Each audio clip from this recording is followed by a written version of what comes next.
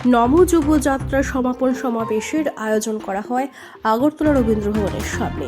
এই সমাপন সমাবেশে উপস্থিত ছিলেন মুখ্যমন্ত্রী প্রফেসর ডক্টর মানিক সাহা সহ আরও অনেকেই। এই সমাবেশকে কেন্দ্র করে শুরু হয় যুব মোর্চার এক বিশাল বাইক মিছিল। এই মিছিলে মুখ্যমন্ত্রী নিজে অংশগ্রহণ করেছেন। আজকের এই র্যালি থেকে আমি বলবো যে বিকশিত ভারতের দিকে আমরা যেভাবে কাজ করছি, আমাদের ত্রিপুরা সরকার যেভাবে কাজ করছে, মাননীয় প্রধানমন্ত্রী যে কাজ করছেন, সেইভাবে আমরা সামনের দিকে এগিয়ে যাচ্ছি। আমরা এখনো সময় আছে, যারা বিপদগামী, যারা অনেক যুবকেরা এখন সেই নেশার দিকে যাচ্ছে, সেই দিক থেকে আমাদের তাদেরকে ফিরিয়ে আনতে হবে। আমাদের জানি যে আমাদের স্বামী বিবেকানন্দজি, আমাদের নেতাজি সুভাষচন্দ্র বোস বারবার বলছে, যতক্ষণ পর্যন্ত যুব সমাজ যদি না আসে সমাজকে পরিবর্তনের ক্ষেত্রে, ততক্ষণ ধরে এই সমাজ কোনো অবস্থায় পরিবর্তন হবে না। কিছুদিন আগে আমাদের যশস্বী প্রধানমন্ত্রীজি বারবার বলছেন যে আগামী দিন যাতে যুব সমাজ এই রাজনীতিতে চলে আসে, তার জন্য উনি আহ্বান করেছেন কিছুদিন আগেও। বন্ধুগণ, আমরা দেশ স্বাধীনতার সময় আমরা দেখেছি অকুত ভয়েও আমাদের যারা যুব সম্প্রদায় হাসতে হাসতে ওরা হাসি কাশতে ঝুলেছে। কাজেই এই যুব সম্প্রদায়কে নিয়েই, এই যুব সমাজকে নিয়েই আমরা আগামী দিন আমরা চলতে চাই। ভারতীয় জনতা পার্টির মূল যে শক্তি, সেটা হচ্ছে এই যুব মোর্চা শক্তি। আমাদের মহিলা মোর্চাও আছে, আমাদের অন্যান্য মোর্চা আপনারা সবাই জানেন। সমস্ত মোর্চার মধ্যে যুব শক্তি যদি আমরা সবাই একসাথে আমরা থাকি, তাহলে সরকার যে কাজ করছে, সরকার যেভাবে প্রধানমন্ত্রীকে সামনে রেখে ওনার মার্গদর্শন নিয়ে যেভাবে কাজ করছে, সেইভাবে আমরা কাজ করতে চাইছি। বন্ধুগণ, আমরা জানি ইউনিটি ইন ডাইভার্সিটি, বৈচিত্র্যের মধ্যেই আমাদের মেইন ঐক্য।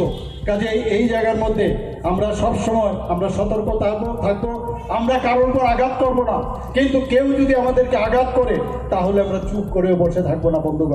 বন্ধুগণ, আমরা যে 10টি সাংগঠনিক জেলা, একটু আগে আমি যেটা বললাম, সবটি জায়গার মধ্যে আমাদের যুব মোর্চার এই যে র্যালি সেটা হয়ে গেল। এবং আমাদের যে প্রাণ শক্তি, আমি বলতে পারি আমাদের পার্টির যেমন প্রাণ শক্তি, আমাদের সমাজেরও প্রাণ শক্তি হচ্ছে এই যুব শক্তি। বন্ধুগণ, আমরা সবসময় জানি মাননীয় প্রধানমন্ত্রীজি বলছেন আমাদের এখানে অন্য কোনো কাস্ট নিয়ে কাউকে, যে বিশেষ এক সম্প্রদায়কে আমরা সবসময় আমরা কিছু করব সেটা না। আমাদের 4টা জাত হচ্ছে, একটা হচ্ছে যুব, আরেকটা হচ্ছে কৃষক, আরেকটা হচ্ছে মহিলা ও গরিব অংশের মানুষ। এই 4টি গ্রুপের যদি আমাদের আগামী দিন যদি দেখা যায় তাদের উন্নয়ন হয়েছে, তাদের সামাজিক উন্নয়ন যদি হয়, অর্থনৈতিক উন্নয়ন হয়, তবেই এই রাজ্যের এবং দেশের উন্নয়ন হবে। বন্ধুগণ, ত্রিপুরা রাজ্য সরকার এবং ক্রীড়া দপ্তরের উদ্যোগে আমরা অনেক কিছু কাজ আমরা করেছি। আপনারা জানেন, বিভিন্ন জায়গায় এই যুব সম্প্রদায়কে মাঠের মধ্যে নিয়ে তাদের খেলাধুলার সাথে যুক্ত থাকার জন্য 60টি আমরা সিনথেটিক টার্ফ, আমরা এই যে ফুটবল গ্রাউন্ড আমরা করেছি। শুধু তাই নয়, আমরা সিনথেটিক অ্যাথলেটিক ট্র্যাক করেছি, 200 শয্যা বিশিষ্ট যুব আবাস আমরা আমবাসায় করেছি। আমরা কৈলাস শহরে 200 শয্যা বিশিষ্ট যুব আবাস, তারও আমরা সেখানে উন্নয়ন করার জন্য সেটার চেষ্টা আমরা করেছি। শান্তির বাজারে মিনি স্টেডিয়াম এবং বাজারঘাটে সিনথেটিক যে ফুটবল টার্ফ ইত্যাদিক ট্র্যাক, সেটাও আমরা সেখানে করেছি। এলিয়ামোড়া ইনডোর স্পোর্টস হল আমরা সেখানে করেছি। কৈলাস শহরে যুব আবাস নির্মাণ খুব সহসাই সেটা হবে।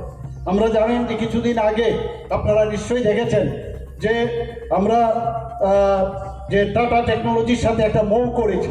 সেটার অর্থটা কি, যে আমাদের যে 19টা TITs আছে, আমরা জানি যে আগে যেসব ওখানকার যে টেকনিক্যাল যে নো-হাউ, তাতে করে আমাদের ছেলেরা মাত্র 20% যুব শক্তি সেখান থেকে বেরিয়ে আসতো এবং সেখানে তাদেরকে অ্যাবজর্পশন করানো মুশকিল হতো। এই টাটা টেকনোলজির সাথে আমরা যখন চুক্তি করলাম, মৌ করলাম, তাতে করে আগামী দিনে আমাদের যে ছেলেমেয়েরা ওখান থেকে বেরোবে 100% তারা এই অ্যাবজর্পশন করবে, সেটা এই মৌয়ে উল্লেখ আছে। এবং আপনারা জানেন যে এখন বর্তমানে এই TITs-এর মধ্যে, মানে ITI এর মধ্যে, যে এখন কম্পিউটার বেসড টেকনোলজি সেখানে আছে।